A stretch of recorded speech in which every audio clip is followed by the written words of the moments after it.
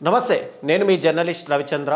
అంతర్జాతీయ మీడియా సంస్థ రాయిటర్స్ ఏదైనా ఒక కథనం ప్రచురించిందంటే దాన్ని దేశవ్యాప్తంగా ఉన్నటువంటి ప్రజలందరూ కూడా నమ్ముతూ ఉంటారు. ఎందుకంటే ఈ రాయిటర్స్ అనే సంస్థ కొన్ని మీడియా క్లిప్పింగ్స్ కానీ లేదంటే రాసినటువంటి వార్తల్ని ఇతర మీడియా సంస్థలు బేస్ చేసుకొని వాళ్ళ వార్తలు అయితే రాస్తుంటారు. అలాంటి క్రెడిబిలిటీ ఉన్నటువంటి ఈ రాయిటర్స్ అనే సంస్థ ఇప్పుడు ఒక సంచలనమైనటువంటి కథనాన్ని ప్రచురించింది. అదేంటంటే 2029 నాటికి ప్రధాని నరేంద్ర మోడీ యొక్క వయస్సు దాదాపుగా 79 ఏళ్ళు వస్తాయి. అయితే ఆర్ఎస్ఎస్ సిద్ధాంతాల ప్రకారం ప్రధాని పదవి ఇక్కడ బీజేపీలో ఉన్నటువంటి వాళ్ళు 75 సంవత్సరాలు దాటితే ఎవరు కూడా ప్రధాని పదవిలో ఉండకూడదు అనేది వాళ్ళ ఒక సిద్ధాంతం అయితే రాసుకున్నారు.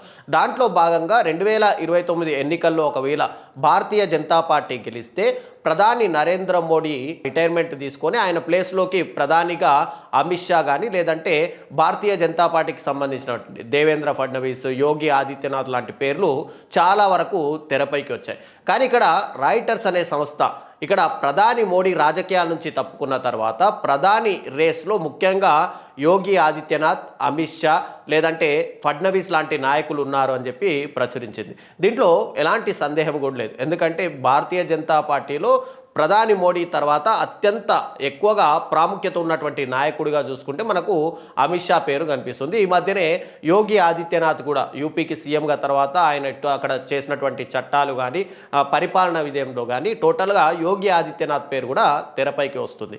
అయితే ఇక్కడ ఒకవేళ 2029లో కూడా భారతీయ జనతా పార్టీ సింగిల్గా గెలవకుండా ఒకవేళ ఎన్డీఏగా అలయన్స్లో కనుక వెళ్ళి గెలిస్తే కనుక తెరపైకి చంద్రబాబు నాయుడు కూడా ప్రధాని రేస్లో ఉన్నాడు అని చెప్పి ఇక్కడ రాయిటర్స్ అనే సంస్థ ఒక కథనాన్ని రాసింది.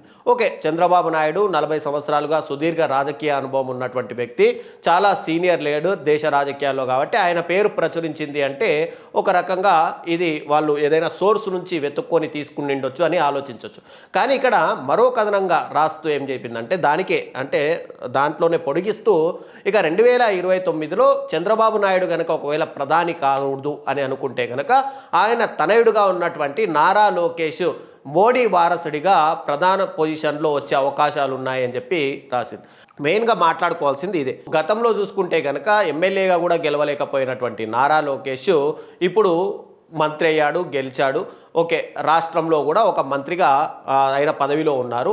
తెలుగుదేశం పార్టీకి సంబంధించినటువంటి నాయకులు ఎంతోమంది కూడా అటు లోకల్ ఛానళ్లలో కానీ డిబేట్స్లో కానీ లేదంటే నేషనల్ డిబేట్స్లో కూడా నారా లోకేష్ పేరు ప్రముఖంగా తీసుకురావడానికి చాలా వరకు కూడా కష్టపడుతున్నారు, జాకీలు పెట్టి లేపే ప్రయత్నాలు చేస్తున్నారు. ఇంతగా రీసెంట్గా మనం చూసుకుంటే కనుక అర్నబ్ గోస్వామికి సంబంధించినటువంటి ఇంటర్వ్యూలో కూడా ఆయన వాళ్ళ అధికార ప్రతినిధి సంబంధించి లోకేష్ ఈ ఇండిగో విమానాలపైన సమీక్ష చేస్తున్నారు అని చెప్పడం అది ఒక కాంట్రవర్సీగా మారిపోవడంతో ఎక్కడ చూసినా సరే నేషనల్ డిబేట్స్లో కానీ లోకల్ డిబేట్స్లో కానీ ఖచ్చితంగా నారా లోకేష్ పేరు తీసుకురావాలని చెప్పి వాళ్ళందరికీ కూడా ఒక ఇన్స్ట్రక్షన్ వచ్చింది. అది ఒక విషయమై ఉండొచ్చు. కానీ ఇక్కడ రాయిటర్స్ అనే సంస్థ ఇలాంటి కథనాన్ని ప్రచురించింది అంటే మనం ఖచ్చితంగా ఆలోచించాల్సిన అంటే రాయిటర్స్ కూడా ఇక్కడ ఉద్దేశపూర్వకంగా తెలుగుదేశం పార్టీ కనుసన్నల్లో అంటే వాళ్ళు ఇచ్చినటువంటి రిపోర్ట్లను రాస్తూ ఏమైనా లాజిక్లు అంటే ఎక్కడైనా ఇద్దరి మధ్య కూడా సయోధ్య కుదిరినట్టుగా మనం అనుమాన పడాల్సిన విషయం. ఎందుకంటే లోకేష్కి ఇంకా ఓకే రాజకీయ భవిష్యత్తు ఉంది, కాదనేది లేదు. కానీ ఒకటేసారిగా ఆయనని ప్రధానమంత్రి పొజిషన్లోకి తీసుకెళ్లిన విధంగా రాయిటర్స్ సంస్థ రాస్తుంది అంటే రాయిటర్స్ సంస్థ యొక్క క్రెడిబిలిటీ కూడా పూర్తిగా పోతున్నట్టుగా అయితే మనకు కనిపిస్తుంది. ఏం రాసింది రాయిటర్స్ అనే సంస్థ చూసుకుంటే కనుక 2029లో మోడీ ప్రధాని కాకపోతే ఆయన స్థానంలో అమిత్ షా ప్రధాని అవుతారు అనే అంచనాలు ఎప్పటి నుంచో ఉన్నాయి. 2029 ఎన్నికల్లో బీజేపీ మెజార్టీ స్థానాలు సాధిస్తే అది ఖచ్చితంగా అమిత్ షాకు దక్కే అవకాశం ఉంది. భారతీయ జనతా పార్టీ అటు నితీష్ కుమార్ తోటి చంద్రబాబుతో కలిపి అలయన్స్లో పార్టీ ఏదో గెలిచామంటే గెలిచామన్నట్టుగా భారతీయ జనతా పార్టీ పరిస్థితి అయితే ఉంది అక్కడ. ఇదే కనుక 3 ఏళ్ళు కొనసాగితే వచ్చే ఎన్నికల్లో విజయం అంతా సులభం కాకపోవచ్చు. అయితే మరోసారి బీజేపీ విజయం సాధిస్తే ఆ పార్టీ తరపున ప్రధాని నరేంద్ర మోడీ అయ్యే అవకాశాలు ఉన్నాయి. కాకపోతే వాళ్ళు ఇచ్చినటువంటి ఆర్ఎస్ఎస్ సిద్ధాంతాల ప్రకారం చూసుకుంటే మోడీకి అవకాశాలు లేకపోవచ్చు అని రాసింది. అంతవరకు మనం వాస్తవంగానే చెప్పుకోవచ్చు. అయితే ప్రధాని మోడీ వారసుగా చంద్రబాబు కానీ ఆయన కుమారుడు లోకేష్ అవుతాడు అనే దాని మీదనే ఇక్కడ ఏదో మతలం అయితే ఖచ్చితంగా కనిపిస్తున్నది. రాయిటర్స్ అనేది అనాలోచితంగా వార్తల్ని ప్రచురించదు నార్మల్గా చూసుకుంటే. ఇక్కడ వార్త ప్రచురించింది అంటే తెలుగుదేశం పార్టీ తోటి రాయిటర్స్ సంస్థ ఏమైనా కుమ్మక్కయిందా అనేది కూడా అర్థం కాని విషయంగా మనం అర్థం చేసుకోవాలి. సో 2019 నుంచి 24 సమయంలో టీడీపీని బలవంతంగా అటు భారతీయ జనతా పార్టీలో కలుపుకునే ప్రయత్నం కూడా గతంలో మోడీ అమిత్ షా చేశారు అని ఒక టాక్ అయితే వినిపిస్తుంటుంది.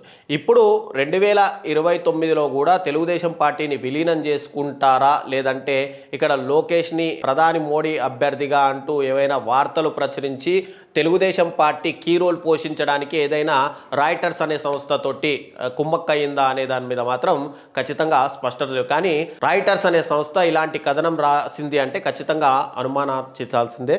ఎందుకంటే ఇలాంటి కథనాలు తెలుగుదేశం పార్టీకి సంబంధించినటువంటి లోకల్ ఛానళ్లలో చాలా వరకు వస్తాయి. అటు లోకేష్ని కూడా జాకీలు పెట్టే ప్రయత్నం చేస్తారు. కానీ నేషనల్ మీడియాలో ఇలా ఒక వ్యక్తి గురించి, నారా లోకేష్ గురించి, అది కూడా ఒకసారి మంత్రి అయినటువంటి వ్యక్తి, ఇప్పుడు కూడా 5 సంవత్సరాల అధికారంలో కూడా ఇంకా పూర్తిగా ఆయన టర్మ్ కూడా కంప్లీట్ కాలేదు. ఆయన స్వచ్ఛందంగా నిర్ణయాలు తీసుకునే స్టేజ్లో కూడా లోకేష్ లేడు. అలాంటి లోకేష్ని ప్రధాని అభ్యర్థి అంటూ వీళ్ళు రాశారంటే రాయిటర్స్ సంస్థ ఏదైనా తెలుగుదేశం పార్టీతో కుమ్మక్కయిందా అనేది ఖచ్చితంగా ఒక సస్పెన్స్గానే కనిపిస్తుంది.